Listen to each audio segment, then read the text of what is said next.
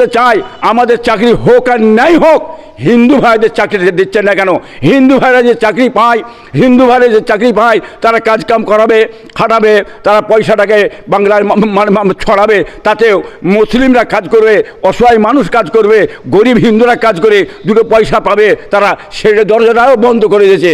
একটাই পলিসি চলছে, বিভাজন, বিভাজন।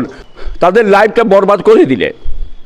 আজ MA পাস BA পাস ছেড়ে তারা চাকরির উপযুক্ত, চাকরি পাবে, কিন্তু তাদের চাকরি দেওয়া হবে না। চাকরি না দিয়ে কি একটা ধোঁকা, 1,500 টাকা দিয়ে ওই ছেলেগুলোর জীবন বরবাদ করে দিলে, কুড়ে করে দিলে।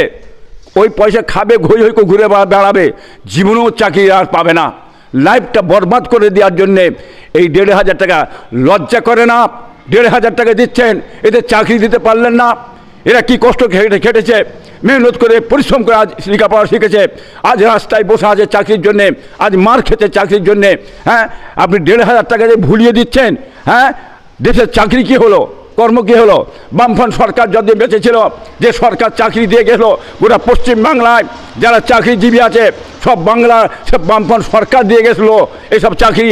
হ্যাঁ, আজকে ভেবেছিলেন, এই বাংলার মানুষ ভেবেছিলেন, হিন্দু ভাইরা ভেবেছিলেন, মুসলমান ভাইরা ভেবেছিলেন, এই তৃণমূল সরকার যদি এসে যায়, বিজেপি সরকার এলে আমরা চাকরি পাবো, আমাদের অধিকার পাবো, আমরা শিক্ষার দাম পাবো। কিন্তু দুজনের ষড়যন্ত্র করে চাকরিটাকে ধূলিসাৎ করে দিয়েছে। যাই হোক, একটা কথা বলি, চাকরি নেয় আমরা পাইনি, আমাদের 2% চাকরি আছিল মুসলমানদের, ঠিক আছে। হ্যাঁ, 98% চাকরি হিন্দু ভাইদের, অন্য কাটছে বাবাজি। তার 98% চাকরি কি হলো, দেন না কেন? হিন্দু ভাইরা আপনার চুপ মেরে বসে আছেন, কি করে মুখ খোলেন না কেন, বলতে পারছেন না কেন? চাকরিটা আপনাদের। হ্যাঁ, 98% চাকরি হিন্দু ভাইদের। বিজেপিকে নিয়ে এলেন আপনারা চাকরির জন্যে, তৃণমূলকে নিয়ে এলেন আপনারা চাকরি অধিকারের জন্যে, আপনাদের চাকরিটা কই? আমি বলতে চাই, আমাদের চাকরি হোক আর নাই হোক, হিন্দু ভাইদের চাকরি দিচ্ছেন না কেন? হিন্দু ভাইরা যে চাকরি পায়, হিন্দু ভাইরা যে চাকরি পায়, তারা কাজকাম করাবে, খাটাবে, তারা পয়সাটাকে বাংলায় ছড়াবে, তাতেও মুসলিমরা কাজ করবে, অসহায় মানুষ কাজ করবে, গরিব হিন্দুরা কাজ করে দুটো পয়সা পাবে, তারা সেটা দরজাটাও বন্ধ করে দিয়েছে। একটাই পলিসি চলছে, বিভাজন, বিভাজন। মসজিদ আর মন্দির, মসজিদ আর মন্দির, পাকিস্তান পাকিস্তান, মুসলমান মুসলমান। এ ছাড়াই দুই সরকার আর কিছু নেই। এ সরকারের উন্নতি হচ্ছে মসজিদ আর মন্দির, এইটাই হচ্ছে উন্নয়ন। মসজিদ উন্নয়ন, মন্দির উন্নয়ন।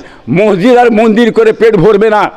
হিন্দু ভাইরা, মুসলমান ভাইরা, আমি বলতে চাইছি, মসজিদ আর মন্দির করে পেট ভরবে না।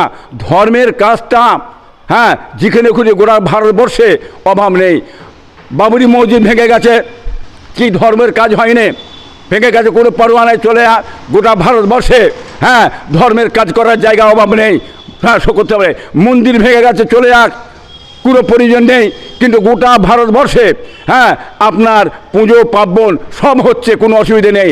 অতএব এই যে এদের ধোঁকাবাজি, এদের কৌশল হচ্ছে একমাত্র হিন্দু গরিব, মুসলমান গরিব, হিন্দু গরিব, মুসলমান গরিব। এদের কৌশল করে, এদের দুজনের মধ্যে দ্বন্দ্ব লাগাও, ভাগাভাগি করা লাগাও, ঝগড়া লাগাও, এই সব কথাবার্তা বলে। আর ওনারা গদিতে বসে খাওয়া দাওয়া, বিলাসিতা, হ্যাঁ, আরাম আয়েশ করবে।